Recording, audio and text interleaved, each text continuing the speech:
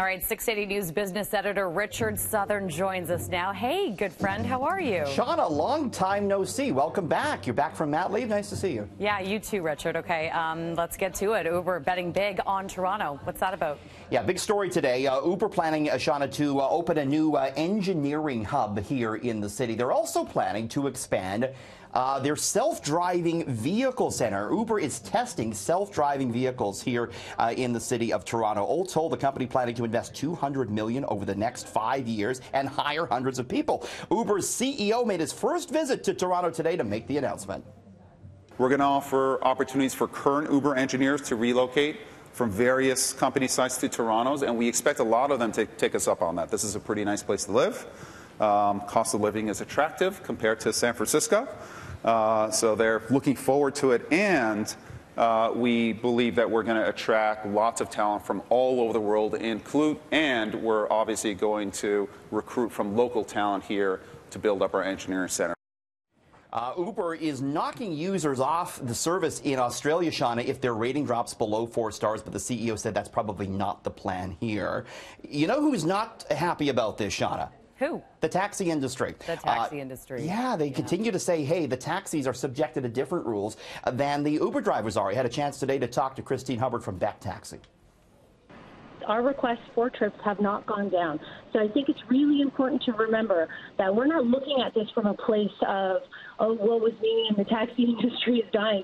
We're looking at this from a place of responsible, good corporate partners who are part of a community where people right now are dying in our streets. And I think that the very basic thing we should be doing is who's dying? mitigating Who's dying that in the risk. streets, Christine? Who's dying in the streets? So is that not the purpose of the Vision Zero movement right now, the planning that we're doing, because cyclists and pedestrians, death and injury on our streets. But that doesn't have anything to do with Uber necessarily, does it?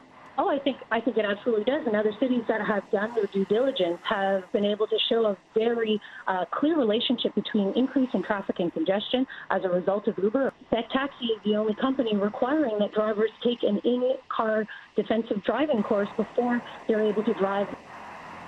So continuing to see that divide between the taxis and the Uber, Shauna. All right, Richard. Well, if you want to know how bad Hurricane Florence will be, just look to the Waffle House. The popular U.S. chain restaurant is an unusually good indicator of how severe a storm will be. Now, what's that? Yeah, it's really interesting. This is it's a 24-hour restaurant chain in the States, Shauna. They never close unless things get really bad. The U.S. Federal Emergency Management Agency has what it calls the Waffle House Index. So a green on that index means the Waffle Houses in the affected area are open and serving a full menu. A yellow means they're open but offering a limited menu. And a red means they've been forced to close. You know the storm's serious if that's the case. Waffle House actually tweeting out the fact that they have a storm center open. Look at this. They're monitoring the storm to see what's going to happen with their restaurants. They also said, hey, Flo, kiss my grits. They're worried about that storm.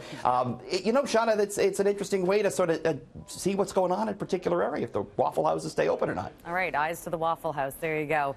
Okay, there's also some bizarre but accurate ways you can track the economy. Yeah, it's not just the Waffle House Index. There's some other weird ways to look at what's going on economically, such as the romance novel indicator, Shauna. Romance novel sales surge when times are tough, and that's because people want an escape, and the books are cheap. Bike fatality rates. During tough economic times, the number of people killed on bicycles goes up. That's because, you know, people are leaving the car at home, try and save some money. The men's underwear index. Men forego purchasing new underwear to save money during hard times. It's true, men's underwear sales fell 2.3% during the recession. Lipstick index. Women turn to lipstick instead of more expensive indulgences, such as handbags, and times are tough. Lipstick sales doubled after the recession in 9/11. The skyscraper index. We see big buildings being constructed just before tough economic times hit.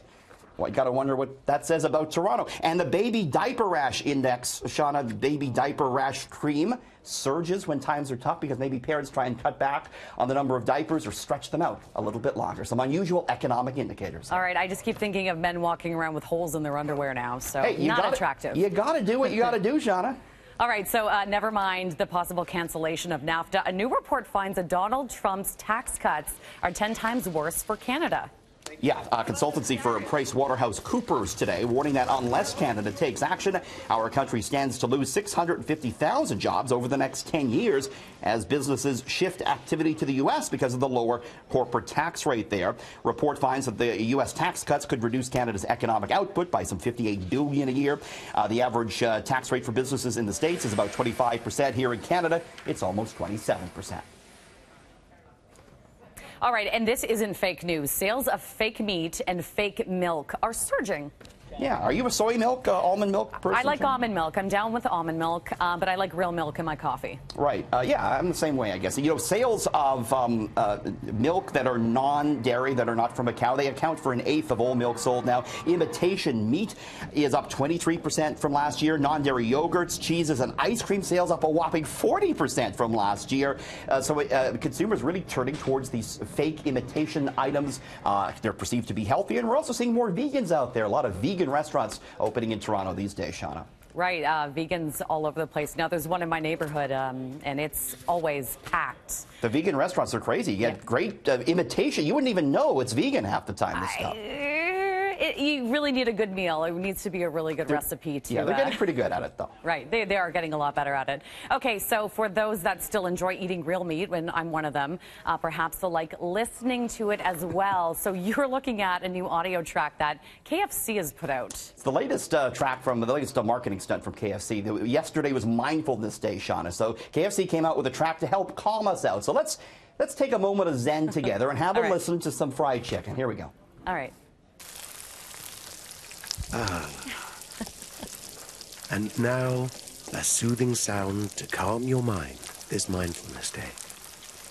As you relax into it, fill your senses. Yes, enjoy the gentle sound of deep frying chicken. Are we calm? That's right. It's putting me to Pretty sleep, relaxing. actually. I'm a bit hungry, too, as a matter of fact, Shauna. I don't know. Chicken bubbling in oil isn't.